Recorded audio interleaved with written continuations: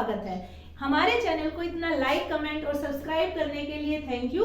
हम अपनी class 10 chapter 2 polynomial को स्टार्ट करते हैं। आज का जो टॉपिक है मैंने क्लास 9 के इंट्रोडक्शन में भी आपको कराया है, पॉलिनोमियल।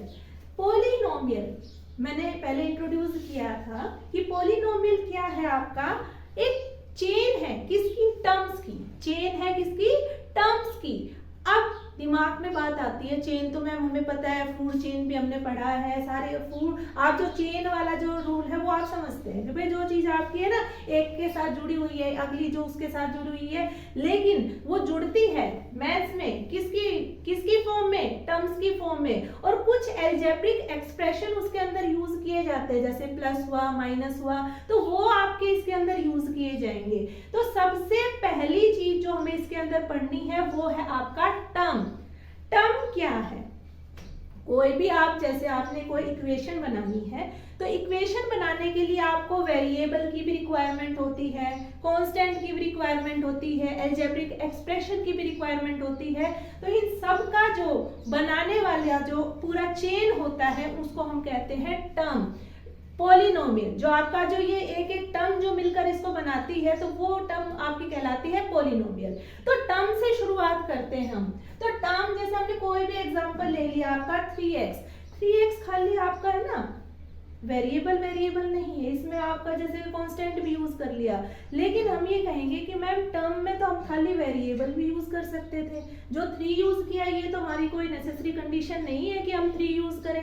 तो जो टर्म है ना भाई वो आपका वेरिएबल भी हो सकता है और कांस्टेंट भी हो सकता है। वो हम ये देखते हैं कि जो अलजेब्रिक एक्सप्रेशन के साथ जो आपके कितने भी नंबर ऑफ जो चीजें आपने उसके अंदर यूज की हैं वो क्या डिफाइन करता है, आपके टर्म को डिफाइन करता है। जैसे अब हमने एग्जांपल लिया है 3x का, तो जो 3 है वो इस वेरिएबल के नंबर पार्ट को डिफाइन करता है, और जबकि जो x है वो क्या है, आपका वेरिएबल है। वेरिएबल वही डराने वाली चीज जो आपका इफेक्ट लेके आता है किसी भी इक्वेशन के अंदर। अगर उसकी वैल्यू को आपने घटाया या बढ़ाया तो आपकी उस इक्वेशन के अंदर भी आपका चेंज आता है। एग्जाम्पल हमारे पास और बहुत सारे मिल जाएंगे, कोई भी इक्वेशन का आप एग्जाम्पल इसके अंदर ले सकते हैं। जैसे आपका 3x हुआ, 2x स्क्वायर प्लस आपका इसमें 2x plus 2x plus 2x square plus 2x plus 3, क्योंकि हमने वेरिएबल है, जैसे हमने इसमें एक ले लिया, x वेरिएबल के अंदर हमने काम कर लिया। नेक्स्ट क्या आपका, जैसे 3x क्यूब प्लस 4, तो एग्जाम्पल आप इसमें कितने भी ले सकते हैं। जैसे मान लीजिए अब 3x था तो इसमें टर्म कितनी 1, 2x square plus 2x plus 3, इसमें आपकी कितनी टर्म्स 3, 1, 2 एंड 3। नेक्स्ट अगर हम एग्जांपल देखें तो नेक्स्ट एग्जांपल में हमने बात की है 3x क्यूब प्लस 4। अब इसमें टर्म्स कितनी भाई, आपका 3x क्यूब है वो आपकी एक टर्म, प्लस में 4, तो आपकी कितनी number of terms, 2 number of terms.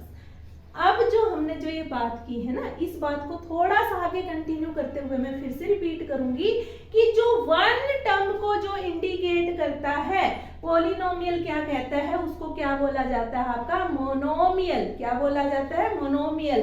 अब क्लास लगी हुई है, टीचर आपसे पूछेगा, एक टर्म लिख के दे दी उसने, क्या पूछेगा भाई ये कौन सा पॉलिनोमियल है, तो हमारा आंसर क्या होगा, मोनोमियल। एक टर्म वाला कौन सा होता है आपका, मोनोमियल। अब बात कर दी कि भाई नहीं हमें तो एक टर्म नहीं, हमें तो बच्चे को थोड़ा सा कंफ्यूज करना है। हमने कितनी टर्म लिख दी, हमने लिख दी 2 टर्म, जैसे 3x प्लस 2 लिख दिया। फिर बच्चे को फिर से खड़ा किया जाए कि भाई अब ये बताओ कि हमने टर्म कितनी लिखी है इसमें 2, अब इसका नाम क्या होगा, बाइनोमियल। अब इसका नाम क्या हो जाता है आपका, बाइनोमियल। अब जो ये चेन है ना, अब एक के साथ एक जो हम जुड़ते रहते हैं, अब इसमें 2 के बजाय कितने जुड़ गए आपके 3, जो 3 जुड़े हैं ना इसको क्या नाम दिया जाता है आपका, ट्राइनोमियल। तो जो हमारा पॉलिनोमियल का इंट्रोडक्टरी पार्ट था, जो टर्म और आपका क्या टाइप्स ऑफ पॉलिनोमियल, यही कंप्लीट होता है। Thank you.